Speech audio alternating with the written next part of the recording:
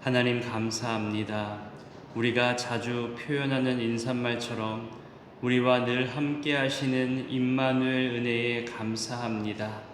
내가 내 자신을 봐도 부족하고 연약하고 실수투성이이고 부끄럽고 추한 존재인데 그런 나를 버리지 아니하시고 사랑으로 품어주시며 늘 동행하시는 그 임마누엘이 축복이 됩니다.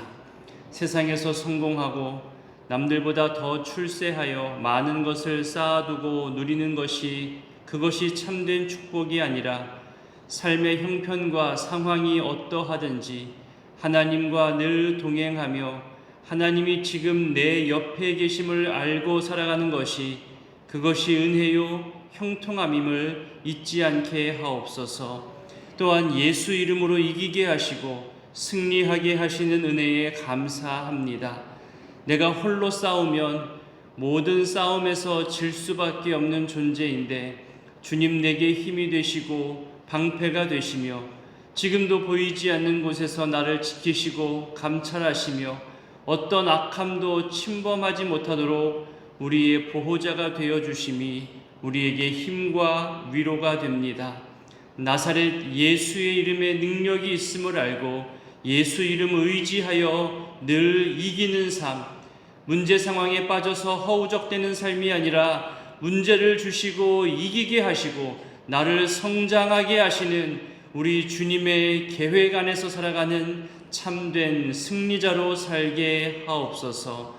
방금 부른 찬송의 가사처럼 내 생명과 내 언행이 어디를 가든지 누구를 만나든지 사랑의 향기를 드러내게 되기를 원합니다.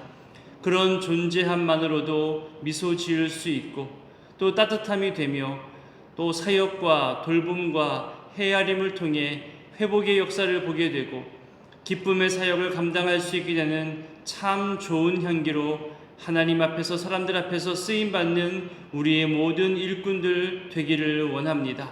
특별히 건강의 연약함과 중한 질병으로 몸과 마음의 괴로움으로 살아가는 이들이 있음을 기억합니다. 주의 능력으로 주의 사랑으로 십자가 보혈로 주님 깨끗게 하시고 고쳐주시기를 간절히 소원합니다. 두렵고 떨리는 그 마음들, 더 잘 섬기고 싶고 더 많이 봉사하고 싶어하는 그 마음들, 그럼에도 내 몸이 불편하고 약하여져서 교회에 나오는 것조차 힘겹게 나오는 분들의 그런 상황들을 주님 친히 헤아려 주옵소서. 그들의 믿음을 강건케 하시고 주의 옷자락만 만져도 나음받게 됨을 믿고 주님 의지하는 모든 간절한 손길들을 복되게 하여 주옵소서. 그 간절한 믿음으로 가정을 생각하고 또 교회 사랑하는 마음으로 이 시간 예물들을 올려드렸습니다. 매일매일 드려지는 1,000번제의 예물 속에 하나님 3년의 소망을 가지고 지금부터 기도하는 손길들이 있습니다. 교회의 사랑과 교회의 확장과 교회의 안전함을 위해서 성전 건축 헌금으로 드리는 손길도 있습니다. 하나님 이 모든 예물들이 마중물 되게 하시고 교회 주변이 바뀌어가는 이 분위기 속에 우리도 대비할 수 있는 여유와 지혜들이 모아져 가게 하여 주옵소서. 사랑하는 가족들과 자녀손들 그들의 믿음 또한 거룩하게 지켜져 가게 되기를 원합니다. 이 세상의 바쁨과 누릴 수 있는 수많은 풍족함 속에서 예수 십자가 은혜를 잊지 않게 하시고 편리함만으로 신앙생활하는 것이 아니라 눈물과 간절함으로 감사와 기쁨으로 이 복된 신앙생활 해 나갈 수 있도록 우리 다음 세대 가정들과 자녀들에게도 늘 임마누엘로 동행하여 주옵소서. 이제 말씀 앞으로 나아가고자 합니다. 말씀이신 하나님을 발견하게 하시고 각자에게 주시는 말씀을 깨닫게 하여 주시옵소서. 함께 하실 성령님을 의지하오며 예수님의 이름으로 기도드립니다. 아멘. 오늘 말씀은 고린도 후서 2장입니다. 어제 본문에서 바울은 고린도 교회 방문을 연기한 이유에 대해서 설명을 했죠. 고린도 교인들을 아끼기 때문에 가지 않았다고 말했습니다. 갑작스러운 변덕이 아니라는 거죠. 그 내용이 오늘 본문 2장 초반까지 이어지는데요. 우리 1절부터 4절까지를 먼저 읽겠습니다. 내가 다시는 너희에게 근심 중에 나아가지 아니하기로 스스로 결심하였노니 내가 너희를 근심하게 한다면 내가 근심하게 한 자 밖에서 나를 기쁘게 할 자가 누구냐? 내가 이같이 쓴 것은 내가 갈 때에 마땅히 나를 기쁘게 할 자로부터 도리어 근심을 얻을까 염려함이요 또 너희 모두에 대한 나의 기쁨이 너희 모두의 기쁨인 줄 확신함이로라. 내가 마음에 큰 눌림과 걱정이 있어 많은 눈물로 너희에게 썼노니 이는 너희로 근심하게 하려 한 것이 아니요 오직 내가 너희를 향하여 넘치는 사랑이 있음을 너희로 알게 하려 함이라. 말이 좀 어렵죠. 이렇게 설명드릴 수 있겠습니다. 바울은 고린도 교회의 분쟁에 대해서 이미 디모데를 먼저 보냈습니다. 하지만 일이 해결되지 않고 오히려 상황이 더 악화되고 있다고 디모데로부터 소식을 전달받습니다. 그래서 바울은 급하게 고린도 교회에 방문합니다. 그럼에도 고린도 교회의 문제 상황은 나아지지 않았죠. 또 바울은 금방 에베소로 돌아와야만 했던 상황이었습니다. 바울이 이제 다시 곧바로 또 고린도 교회에 가면 반드시 부딪히게 되는 사람들이 있다는 거예요. 그럼 시시비비가 가려지게 될 것이고 징계를 내릴 수밖에 없는 상황이 생겨나게 되고 그럼 또 큰 소리가 나고 걱정이 커지고 다툼이 확산될 수 있다는 거죠. 차라리 스스로 돌이켜 회개할 수 있는 기회를 주는 것이 더 낫다는 겁니다. 그만큼 고린도 교회 안에 많은 문제가 있었고 바울과의 관계도 불편해져 있었던 거죠. 엄마가 자녀들을 크게 혼내고 있는데 갑자기 아빠가 나타나서 니들 정말 엄마 말 안 들을래 하면서 엄마 아빠가 동시에 어린 자녀들을 혼내면 이 아이들은 어디서 위로받을까요? 어디 가서 성숙해질 수 있는 좋은 조언을 들을 수 있을까요? 리더십들이 늘 고민하는 것 중에 하나가 스스로 돌이켜 회개할 수 있는 기회들, 어른들과 만나서 자기를 돌아볼 수 있는 기회를 주는 것이 리더십들에게는 늘 숙제로 남아 있습니다. 잘못을 지적하고 드러내는 거 쉽잖아요. 하지만 그러기보다는 스스로 발견하고 돌이킬 수 있도록 돕는 것도 교회의 어른들 역할 중에 하나입니다. 바울이 지금 고린도 교회로 다시 가게 되면 이 문제를 드러내야 하는 상황인 거예요. 다시금 지적할 수밖에 없는 거죠. 슬픔과 매를 가지고 가야 되는 상황인 겁니다. 그래서 너희를 아끼려고 그리고 자신도 근심하지 않으려고 지금 방문을 연기하고 있다고 설명합니다. 이런 바울의 속사정도 모른 채 일부 사람들은 바울을 비방하기 시작합니다. 다시 오겠다고 약속해 놓고서는 약속도 지키지 않는 무책임한 사람이다. 교회 리더십으로는 자격이 없는 사람이다. 거짓말쟁이 아니냐? 사역자의 태도로서 이해할 수가 없다. 혹시 뭔가 숨기는 것이 아니냐? 우리 몰래 비밀스럽게 뭔가를 하고 있는 거 아니냐? 그렇게 비난하고 험담하는 사람이 생겨났죠. 그래서 바울은 이렇게 방문이 연기된 것에 대해서 해명할 수밖에 없고 설명할 수밖에 없는 겁니다. 그래야 교회가 평안해지니까요. 그러면서 동시에 목회자의 마음으로 교인들이 스스로 돌이켜서 문제가 해결되어지고 모두 성숙해지면 그보다 더 큰 기쁨이 없다고 말하고 있지요. 4절이 말하잖아요. 고린도 전서를 쓸 때에는 마음의 어려움과 걱정이 많았는데 그러면서도 내 본심은 내가 너희를 그리워하고 있고 내가 너희를 정말 사랑하고 있고 이 모든 문제들이 잘 해결되기를 바라는 마음이 가득했었다고 말하고 있습니다. 이제 5절부터는 이미 징계받은 사람들이 있었는데 그들을 용서하고 위로할 것을 당부하고 있습니다. 5절부터 11절까지를 읽습니다. 근심하게 한 자가 있을지라도 나를 근심하게 한 것이 아니요 어느 정도 너희 모두를 근심하게 한 것이니 어느 정도라 함은 내가 너무 지나치게 말하지 아니하려 함이라. 이러한 사람은 많은 사람에게서 벌받는 것이 마땅하더라. 그런즉 너희는 차라리 그를 용서하고 위로할 것이니 그가 너무 많은 근심에 잠길까 두려워하더라. 그러므로 너희를 권하노니 사랑을 그들에게 나타내라. 너희가 범사에 순종하는지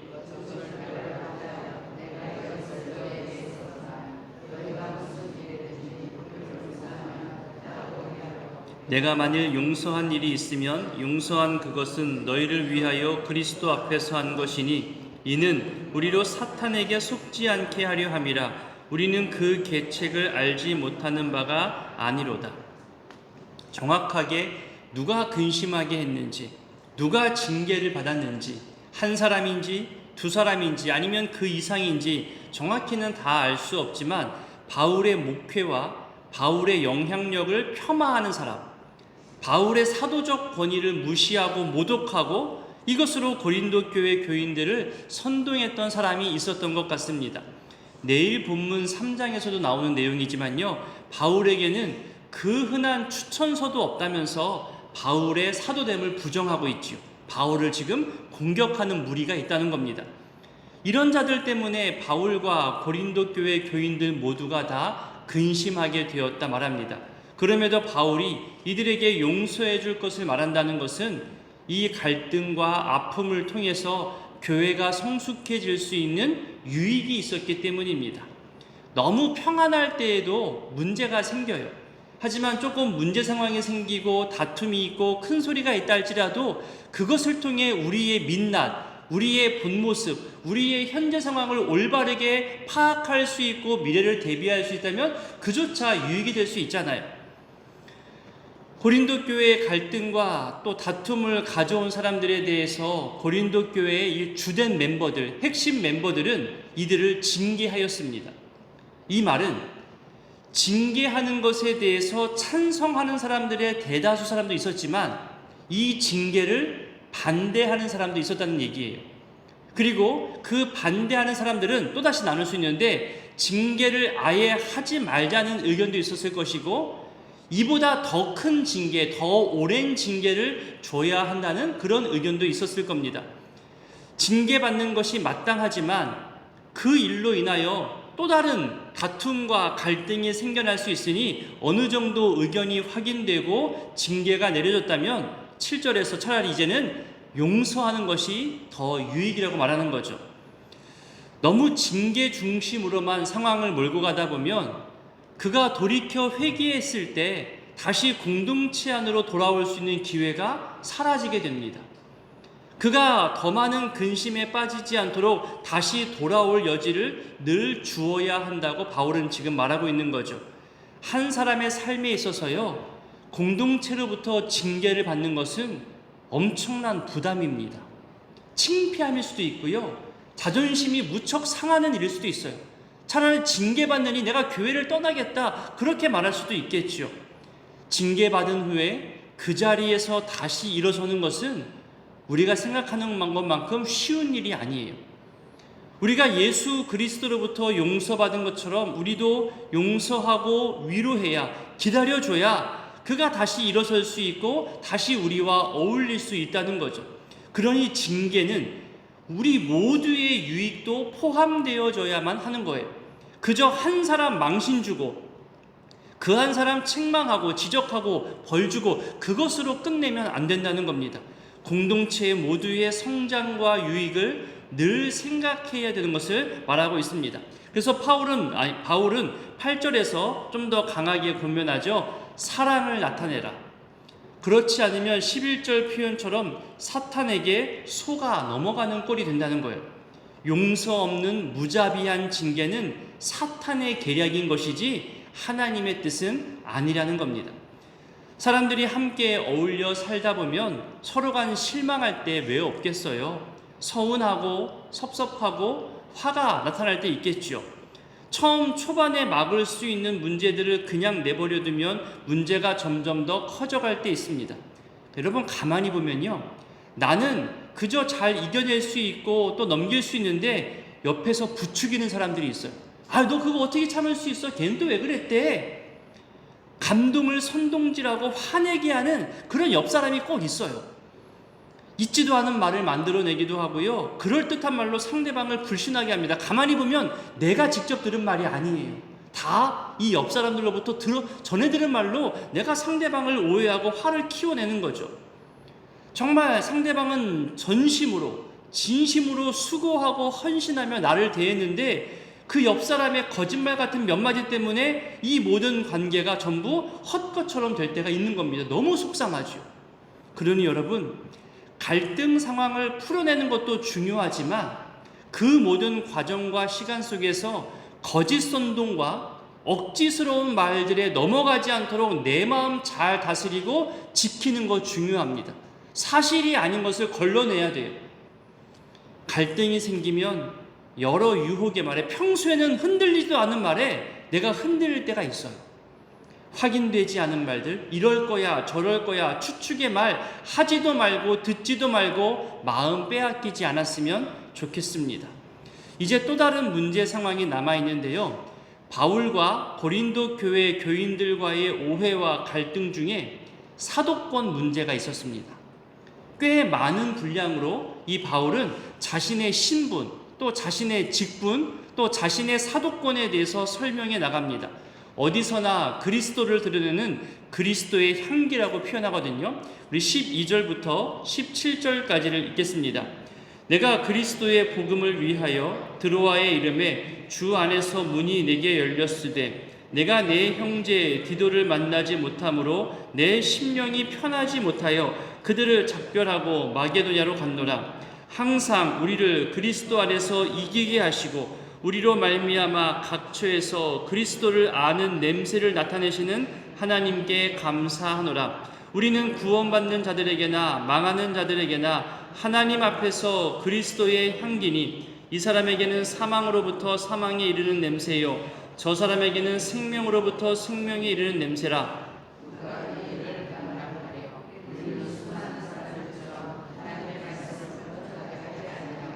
곧 순전함으로 하나님께 받은 것 같이 그리스도 안에서 말하노라. 그럼 14절에 두 개의 표현이 나옵니다. 이기게 하신다. 그리고 냄새를 나타내신다. 이기게 하신다는 것은 예수님의 개선 행진, 승리의 기쁨의 자리에 언제나 나를 끼워준다는 것을 말하는 겁니다. 나로 하여금 승리의 자리에 참여하게 하는 거죠. 또 하나, 냄새를 나타내신다는 것은 노출시키다, 어떤 존재인지를 알게 한다는 것을 말합니다. 그래서 이 두 가지를 함께 연이어 이해하면 이렇게 말할 수 있겠습니다. 당시 승리하고 돌아오는 로마 군대를 향하여서 거리에서는 엄청난 꽃가루를 뿌리거든요. 그런 상황에서 느껴지는 승리의 기쁨, 또 그 좋은 향기와 냄새들, 사람들은 이것을 다 경험했거든요. 사람들의 경험을 가지고 우리의 존재가 그런 존재라는 거예요. 승리를 드러내고 좋은 향기를 드러낼 줄 아는 존재가 바로 우리 그리스도인들이라는 거죠. 특히 바울은 자신의 사도적 직분에 대해서 어떻게 이해하고 있고 어떤 말로 설명할 수 있을까? 그때 이 본문이 바울의 입장, 바울의 태도, 바울의 이해 상태를 잘 표현하고 있는 내용들입니다. 한마디로 그리스도의 향기, 이것이 바울의 사도적 입장인 겁니다. 그것도 하나님 앞에서 그리스도의 향기라고 말하죠. 하나님께 바쳐지고 하나님께 올려지는 희생제사의 번제물과 같은 것으로 바울은 자신의 사도적 직분을 이해하고 있었던 겁니다. 그가 하는 모든 말, 그가 행하는 모든 행동, 그가 하는 모든 사역들이 하나님 앞에 드려지는 향내와 같다는 것은 정말 자신에게 어떤 더럽고 추하고 악한 냄새를 허용하지 않겠다는 거룩한 다짐도 포함하고 있는 거거든요. 16절에서 두 가지 냄새를 말하죠. 사망의 냄새, 생명의 냄새. 그런데 그것이 나로부터 드러나는 냄새이기도 하지만 다른 사람이 속하게 되는 냄새이기도 합니다. 그러니까 나를 통해서 어떤 냄새에 속하는지 상대방이 안다는 거죠. 우리가 복음을 전할 때 오직 예수 그리스도의 십자가 은혜를 말하는데요, 이것을 거절하는 사람들에게는 그 결과가 사망인 거죠. 영원한 죽음입니다. 사망의 냄새, 악취로 가는 거예요. 반면에 예수 그리스도의 십자가 은혜, 이 복음을 수용하고 받아들이고 깨닫고 예수 그리스도를 나의 구주로 영접하는 모든 사람들에게는 그 결과가 생명입니다. 영생이죠. 그것이 생명의 냄새입니다. 똑같은 것을 제시했는데, 똑같은 내용을 증거했는데 누군가에게는 악취가 되고 사망이 되고 누군가에게는 향기가 되고 영원한 생명이 된다는 겁니다. 앞서 설명드린 대로 꽃가루를 날리며 그 돌아오는 군인들의 행진에서나 또 신전에서 향을 피우는 냄새들은 승리자들에게는 승리의 기쁨을 더하게 하는 냄새가 되죠. 패배자에게는요, 그것이 아무리 좋은 향기를 낸다 하더라도 전부 다 패배의 느낌이고 절망의 느낌이고 죽음의 냄새만 된다는 겁니다. 이렇게 사람을 살리기도 하고 죽이기도 하는 이 복음을 누가 과연 감당할 수 있겠냐라고 바울이 반문하죠. 17절에 보니까 수많은 사람들처럼 혼잡하게 하지 않는다 말합니다. 바울의 적대자들, 복음을 흐리는 사람들을 말하고 있는 거예요. 이들은 자신의 교만을 모르는 상태에서 인간적인 힘과 인간적인 능력, 자신의 언변을 의지하며 이 복음을 전하고자 했던 사람들입니다. 그러다 보니까 하나님 말씀이 혼잡하게 되었던 거죠. 여기서 혼잡하다라는 이 단어는 행상인, 그러니까 시장에서 물건을 파는 파는 모습을 말하는 의미입니다. 이런 거죠. 과일을 판매하고 있다고 생각해 보세요. 한 광주리 또는 한 박스 안에 저 깊은 아래쪽은요, 별 볼 일 없는 거, 아주 작고 볼품없고 썩기 직전 흠이 나 있고 어떤 흠집이 나 있는 그런 것들을 깔아두고 보여지는 맨 위에는 좋아 보이고 그런 것들만 골라놓는 거죠. 소비자를 속이는 겁니다. 판매하여서 자기 이익만 내고자 하는 사람들을 향하여서 이 혼잡이라는 표현이 자주 사용되어졌다고 합니다. 또 하나, 이 혼잡이라는 단어가 언제 어떻게 사용되어졌냐면은 포도주에 물을 섞을 때 혼잡하게 하다 사용됐다고 합니다. 원래의 것, 원래의 그 순전한 것에 다른 것을 섞어서 혼잡하게 했다는 거죠. 불순물이 들어온 겁니다.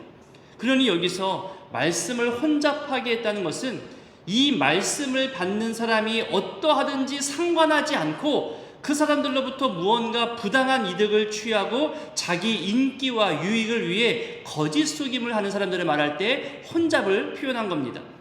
고린도 교회 안에 몰래 들어와서 그렇게 혼잡하게 하는 거짓 사도들, 부정하게 하는 사람들이 있었다는 겁니다. 하지만 사도 바울 자신은 하나님의 부르심으로 택정함을 받아서 사도로서 고린도 교회 교인들에 대해서 책임을 지고 있는 존재라는 것을 말하고 있는 거죠. 앞서 말한 혼잡하게 하지 않는 일에 내가 사도로서의 직분을 가지고 너희들과 함께하고 있다는 것을 말하고 있는 겁니다. 이 모습을 내일 모레 다음번 본문 4장에서 한 번 더 얘기하는데요. 4장 2절에 보면요, 부끄러움의 일을 버리고 속임으로 행하지 아니하고 하나님 말씀을 혼잡하게 하지 아니하고 오직 진리를 나타내는 사도의 태도를 가지고 있다고 강조하고 있습니다. 오늘 본문 맨 마지막 표현, 하나님 앞에서와 그리스도 안에서 말한다. 이 말은 겸손과 떨림의 표현입니다. 내 모든 말과 내 모든 행동, 그리고 마음과 생각까지도 하나님 앞에서 다 드러난 상태로 나는 이 사도직을 감당하고 있음을 말하고 있다는 거죠. 여러분, 오늘 이 말씀들을 기억하며 이 시간 기도할 때 사명자에 대해서 생각하면서 기도했으면 좋겠습니다. 하나님께서 나를 부르시고 내 삶을 통하여서 향기를 드러내며 사명자로 살게 하셨음을 기억하며 기도했으면 좋겠습니다. 하나님 앞에서나 사람들 앞에서나 더욱더 신뢰함과 기대감으로 살아가는 사명자들 되도록 기도하시기 바랍니다. 혼잡함이 점점 많아지는 시대입니다. 성경에 반하는 것들이 점점 더 많아지고 있고, 어제도 뉴스를 보니까 정말 대한민국 이 땅에 마약과 음란이 더 많아지고 있음에 속상함을 느꼈습니다. 이런 혼잡함이 많아지는 시대 속에서 말씀에 흔들림 없이 자기 경험과 자기 해석으로 살아가는 것이 아니라 순전함으로 올바른 말씀을 드러내며 살아가는 우리 그리스도인들 모두가 되기를 기도해 주시기를 부탁드립니다. 주기도문으로 기도하겠습니다. 하늘에 계신 우리 아버지, 아버지의 이름을 거룩하게 하시며 아버지의 나라가 오게 하시며 아버지의 뜻이 하늘에서와 같이 땅에서도 이루어지게 하소서. 오늘 우리에게 일용할 양식을 주시고 우리가 우리에게 잘못한 사람을 용서하여 준 것 같이 우리 죄를 용서하여 주시고 우리를 시험에 빠지지 않게 하시고 악에서 구하소서. 나라와 권능과 영광이 영원히 아버지의 것입니다. 아멘.